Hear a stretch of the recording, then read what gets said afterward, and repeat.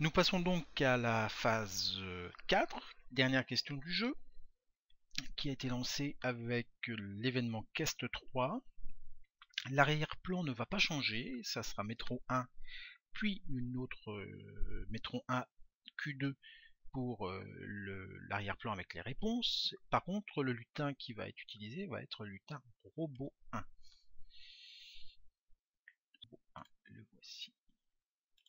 Donc, comme tous les autres lutins qu'on va incorporer, il faut toujours le déclarer, l'initialiser, c'est-à-dire lorsqu'on démarre le jeu, ce lutin, nous voulons qu'il soit caché, puisqu'il n'arrive que bien plus tard dans le jeu.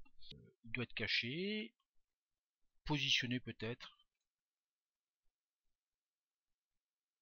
à un endroit donné. Il va poser des questions, donc on ne le met pas tout en haut. On va donc, par rapport au mouvement, se positionner à cet endroit-là. Il va utiliser les arrière-plans. L'arrière-plan qui est ici. Donc il est assez grand, mais on pourrait aussi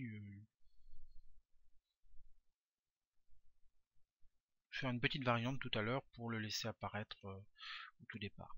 Donc on va le garder tel quel. Donc revenons sur son script. Donc on le cache, on le positionne à cet endroit-là, il a un seul costume, ça simplifie la gestion, donc voilà. Eh bien, ce qui est vrai pour Quest 2, il va être vrai pour Quest 3. Donc je peux copier un script, un bloc de script entier en cliquant droit sur l'élément le plus haut. Je duplique, je l'ai là avec ma souris, donc quand je le déplace, je vais le mettre, cliquer sur mon personnage, mon autre lutin, et on a copié ainsi Quest 2, quand je reçois Quest 2, mais c'est Quest 3.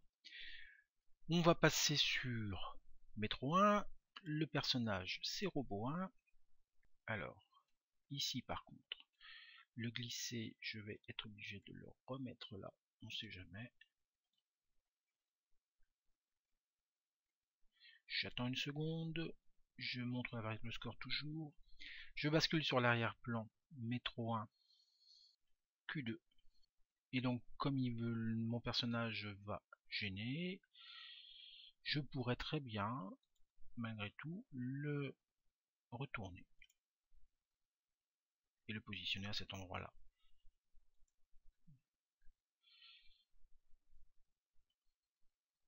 Donc,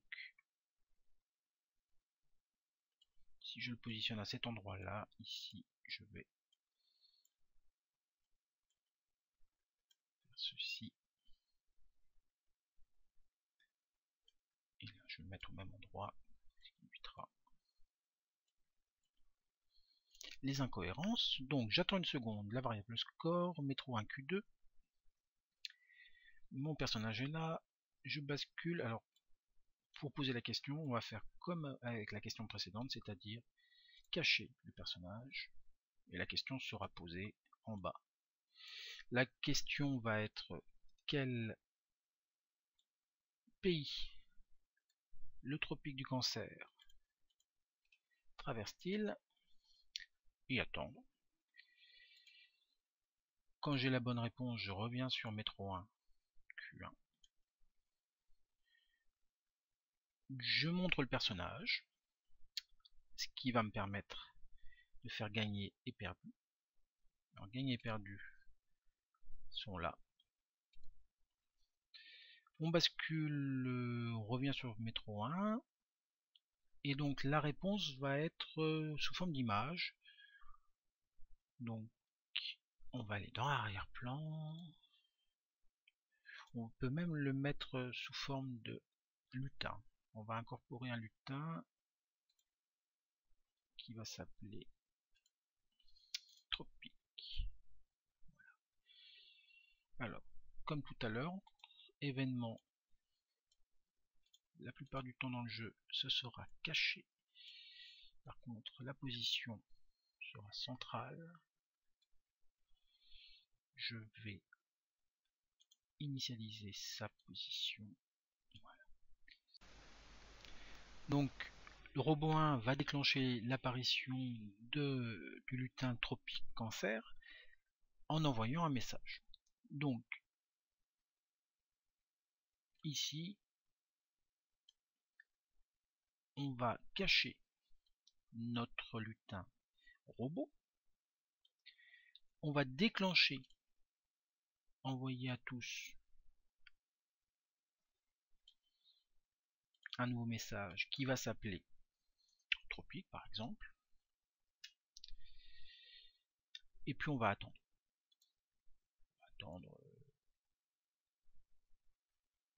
Une seconde. On va attendre 3 secondes. On va montrer et ensuite on va apparaître. Apparence, montrer. Je bascule sur rien du tout. Par contre, ce qui va avoir de l'intérêt, c'est dire ceci. Quand tu es prêt, appuie sur espace, attendre, dire, rien cacher, envoyer à tous un nouveau message qui va s'appeler fin. Ok. Stop ce script. Maintenant, il faut qu'on s'occupe du tropique du cancer, enfin de l'image tropique, qui doit, lorsqu'elle reçoit l'événement